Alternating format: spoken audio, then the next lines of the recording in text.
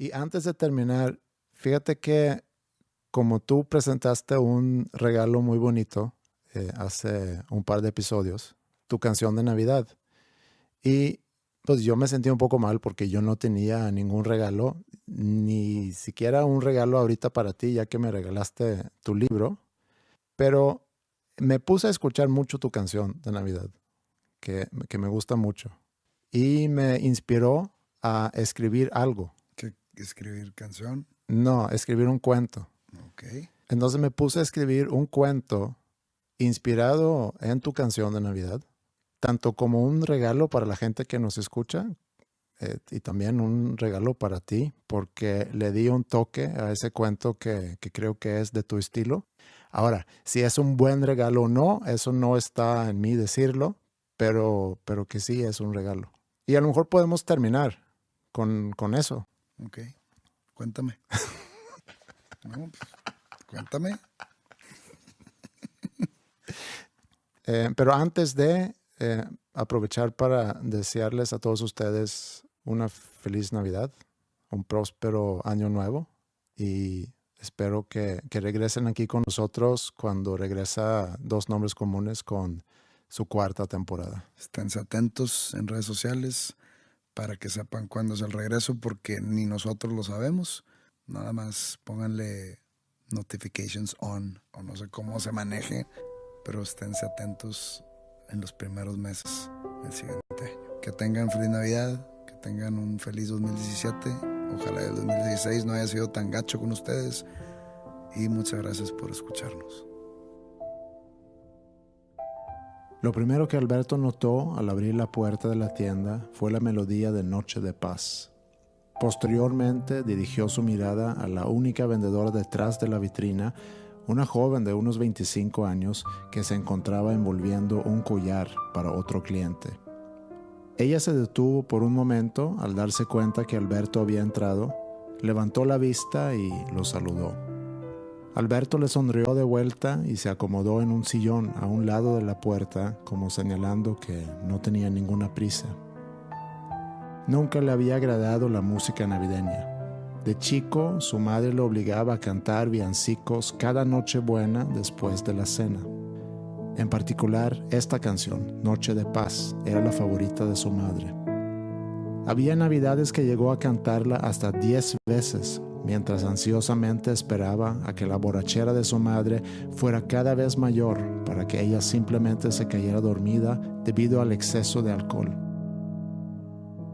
Una Navidad, cuando Alberto tenía 14 años, se negó a cantarla por primera vez. La consecuencia fue una serie de insultos y una cachetada que le dejó una cortada de 6 centímetros justo abajo de su ojo izquierdo. Su madre había girado su anillo de compromiso, asegurando que el diamante le dejase un toque inolvidable a la bofetada. Ella nunca se quitó ese anillo, a pesar que su esposo la había abandonado cuando Alberto apenas tenía 5 años. La madre de Alberto se tranquilizó cuando él, parado a un lado del pino, comenzó a cantar de nuevo mientras la mezcla de sangre y lágrimas recorrían su cara y cuello para formar una mancha del tamaño de un melón sobre su camisa blanca. Más noche, cuando su madre por fin se había quedado dormida, trató de cerrar la herida con cinta quirúrgica, pero no hizo un buen trabajo al juzgar por la cicatriz que aún se notaba. Alberto regresó nuevamente a la realidad cuando la vendedora le dijo: ¿te puedo ayudar en algo? Se levantó con una sonrisa y caminando hacia ella contestó: quiero comprar un anillo de compromiso. Durante el trayecto de regreso a la casa, pensó nuevamente en su madre. Ella tenía ya 18 años de no vivir en la casa. Según Alberto, su madre estaba en un mejor lugar, donde la ayudaban a vencer sus demonios. Desde entonces, Alberto vivía solo. Se había quedado en la misma casa que no tenía más que 2 recámaras, sala, comedor, la cocina y un pequeño sótano que solamente servía como almacén. Alberto se despertó tarde al día siguiente, pero por ser Nochebuena y no tener otra cosa que hacer más que preparar la cena y tenerla lista para su visita de las 6 de la tarde, no tenía ninguna prisa de salir de la cama.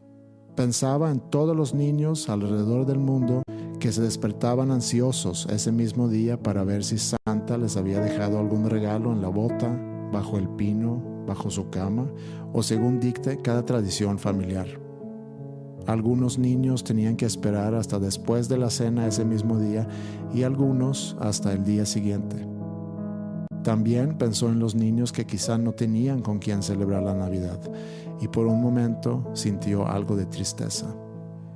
Finalmente se levantó de la cama y se asomó por la ventana que daba al pequeño jardín de la casa. «Al parecer no habrá una blanca Navidad este año tampoco», dijo en voz alta con un tono irónico, haciendo referencia a ese villancico que también tanto detestaba, no solamente por ser una pésima canción, pero también por la estupidez de cantarla en un país donde nunca nevaba. Quería que todo estuviera perfecto. Tenía mucho de no ver a su madre y quería mostrarle que la Navidad era un día de paz y de dar amor.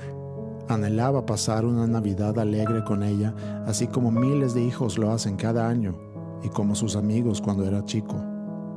A las 2 en punto metió el pavo al horno y se fue a la sala para ver una película y matar el tiempo. Prendió el pino que había puesto a principios del mes y como cada año decoraba el espacio entre el pequeño comedor y la sala amueblada sin mucho sentido del estilo, con un sofá y un juego de mesas que había comprado en una mueblería sueca y que había tenido que armar él solo. En una de las mesas a un costado del sofá había puesto un nacimiento sobre una base de musgo. Más noche acomodaría al niño en el centro junto con su madre. En la otra mesa había puesto lo que quedaba de lo que alguna vez fue un adorno de porcelana con Santa en su trineo tirado por sus 9 renos. Se lo había regalado su padre poco antes de abandonarlos. Era el único recuerdo que tenía de su padre, pero su madre, durante uno de sus episodios, lo había usado para pegarle a Alberto en la cabeza. Por suerte, la cabeza era más dura que el adorno, pero los renos no se salvaron del incidente y salieron volando por el cuarto sin el trineo y sin Santa. Su madre había tirado a los renos, pero Alberto había escondido la otra parte que ahora adornaba su sala cada Navidad. Desde chico había entendido que no podía confiar en su madre. Su amor, si es que lo mostraba, se convertía en rabia en un segundo. El momento perfecto para obtener su afección era 10 minutos después de que se había tomado su primer copa de vino del día, y siempre y cuando no se tomara otras 2 copas en ese lapso de tiempo. Cuando tomaba de más se convertía en un monstruo. Pero después de una copa andaba tranquila, sedada con el efecto de su primer dosis de alcohol y contenta con el hecho de que ahora iba a continuar tomando hasta quedarse dormida. En esos momentos le hablaba bonito.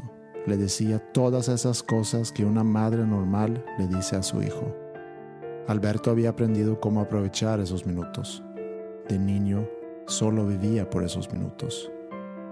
Alberto puso un mantel rojo en la mesa y preparó 2 lugares, uno en cada cabecera. En el centro puso un candelabro, prendió las velas y apagó la luz del techo. El movimiento de las velas, junto con las luces del pino con sus esferas, le hizo sentir como en una escena de una película. Se sentó en la mesa y pensó, «Te perdono todo, mamá». Sabía que no había sido ella, sino el alcohol. También pensó que seguramente no era fácil ser madre soltera y que él la provocaba al dejar ropa tirada en el piso o al no traerle la botella que le había pedido con la rapidez que ella exigía o cuando no se acordaba de las letras de las canciones que quería que le cantara. Eran ya las 6:30 cuando finalmente empezó la cena. Alberto preparó el plato de su madre y luego se sentó para servirse. Al probar el primer bocado, cerró los ojos y con una gran sonrisa mostraba la satisfacción de los sabores que llenaban su paladar. «¿Te gusta el pavo, mamá?», preguntó con sus ojos aún cerrados. «Creo que es el mejor que he preparado». «El vino», pensó. «Se me olvidó el vino, mamá», dijo y se levantó para ir por la botella que había dejado en la cocina. «Déjame te sirvo tantito». De repente le empezó a doler la cabeza. Fue como si alguien le hubiera metido un cuchillo en el ojo. Sus manos empezaron a temblar y la botella que tenía en la mano cayó a la mesa y el vino comenzó a formar un charco sobre el mantel. Empezó a temblar y furiosamente a sobarse la cabeza. «No me pegues, mamá», suplicó antes de irse corriendo hacia la recámara para meterse al baño. Cerró la puerta con llave. No prendió la luz para no delatar que se había escondido ahí. Casi no respiraba. Pasaron unos minutos. Sus pupilas aún no se acostumbraban a la oscuridad, pero sus oídos estaban alertas. No había ruidos. Después de unos 10 minutos prendió la luz y la llave fría del lavabo, donde llenó sus manos con agua y frotó su cara. Metió su cabeza abajo del chorro de agua y empezó a respirar profundamente. Sintió como el dolor de cabeza cesaba. Levantó la mirada y dejó el agua escurrir por su cara y mojar el saco que tenía puesto. Con una mirada intensa observó su reflejo en el espejo. Despacio levantó su mano izquierda y con el dedo índice empezó a acariciar la cicatriz que su madre hace mucho le había regalado. Empezó a sonreír.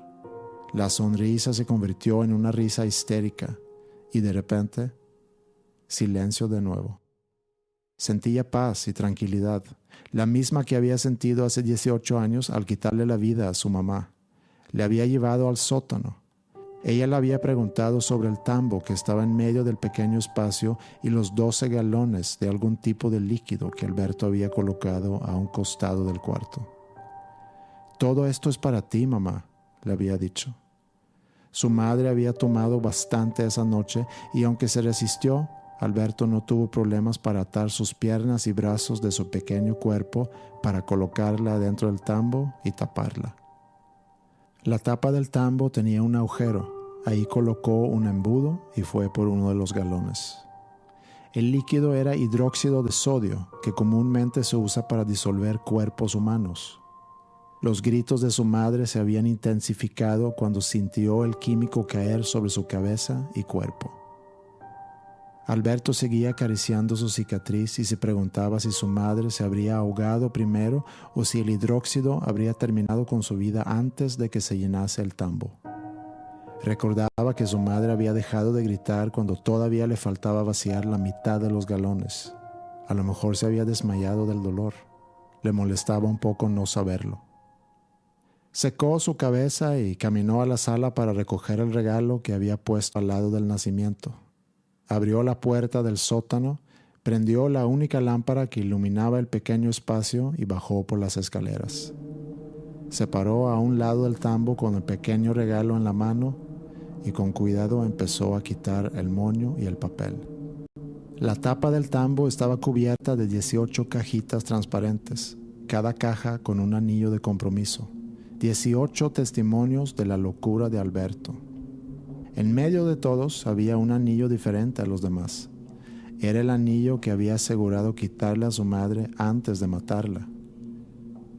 «Quizá podemos cenar juntos en Nochebuena el próximo año, mamá», dijo y luego empezó a cantar. Noche de paz.